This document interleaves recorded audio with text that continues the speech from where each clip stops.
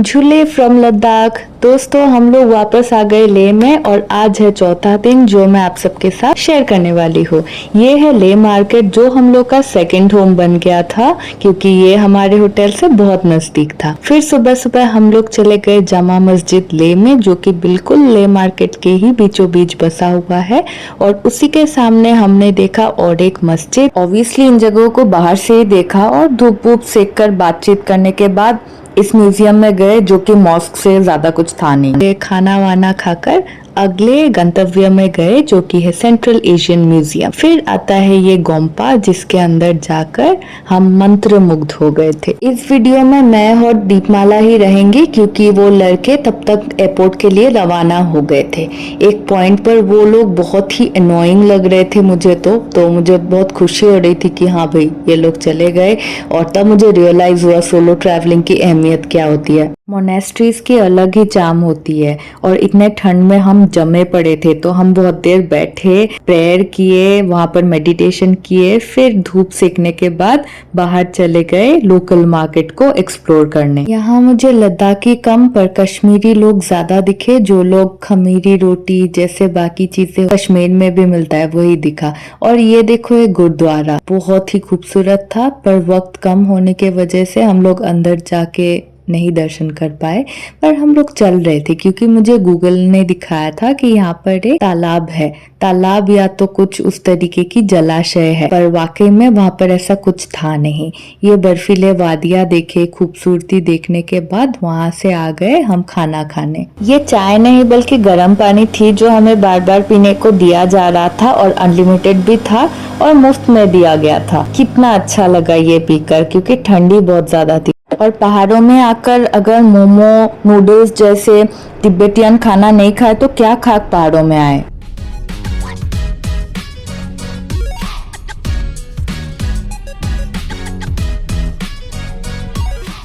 BSNL की SIM ना होने के कारण हमारे पास इंटरनेट नहीं था और जिससे कि काफी दिक्कत हो रही थी। तब तक हम लोग लेह गेट से एसोसिएशन जाकर टैक्सी ले लिया था ताकि हम बाकी के जगह टैक्सी से ही घूमें। एक तो मैं मालदीव्स में रहती हूँ और आ गई मैं लैंड ऑफ हाई पासेस, मतलब जहाँ पर ठंड इतनी ज्यादा थी कि मेरे लिए वो सहना बहुत ही मुश्किल था। ये फोर्ट है, ये देखो यहाँ पर घोड़े भी दिख रहे हैं, बाहर खच्चर भी दिखे मुझे और यहाँ पर एक तोप रखा हुआ है जो शायद किसी युद्ध में इस्तेमाल किया गया था।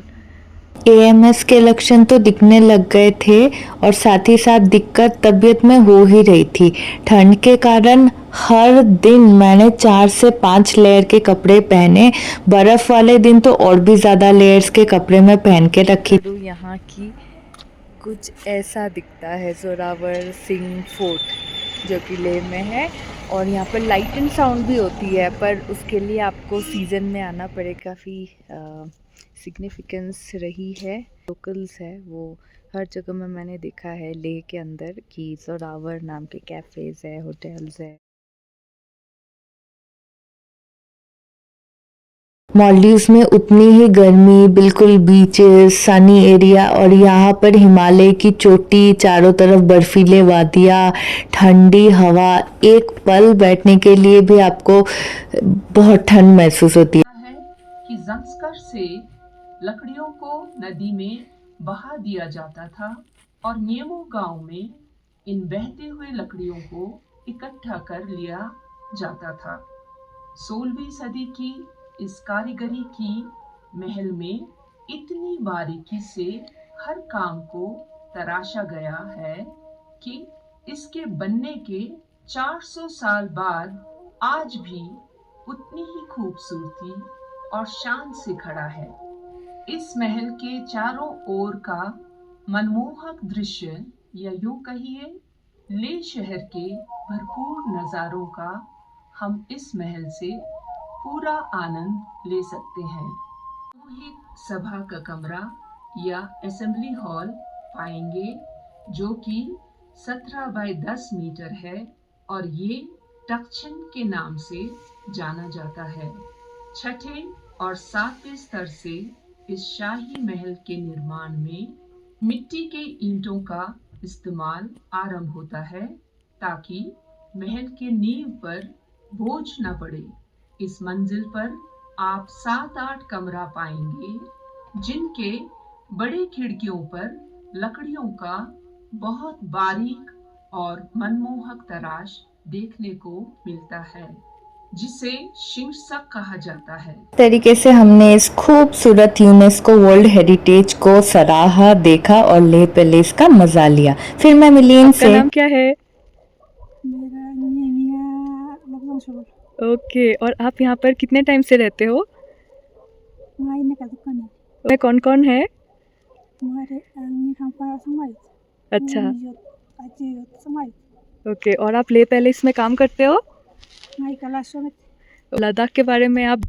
लगा के पढ़ी है लगे पढ़े यहाँ पर पढ़ी पढ़ होता है ओके, झूले। झूले ये आंटी और वहाँ के बाकी लोग भी कैमरे में बहुत शाई है बट ऑफ कैमरा बहुत ही ज़्यादा फ्रेंडली है। फिर हमने किया थोड़ा सा शॉपिंग, फिर यहाँ की जो लोकल और बाकी सारे ड्राई फ्रूट्स वगैरह है वो घर लेकर गए और फिर हम बैठे इस खूबसूरत मोनेस्ट्री के बाहर जो कि बेहद खूबसूरत था। और यहाँ पर आते जाते हर लोग, चाहे वो कोई स्कूल के स्टूडेंट्स हो या कोई व्यापारी हो या जो भी बुद्धिस्ट लोग हैं, सब इस व्हील को घुमाकर जा रहे थे। फिर हम चले गए रात को अपने रूम। मेरा नाम मत अभी बूढ़ा नहीं हुई हूँ मैं अभी। इसी तरीके से मेरी फ्रेंड मेरे बाकी कॉलेज के दोस्तों को कॉल वॉल करके हम लोग बातचीत करके सो गए।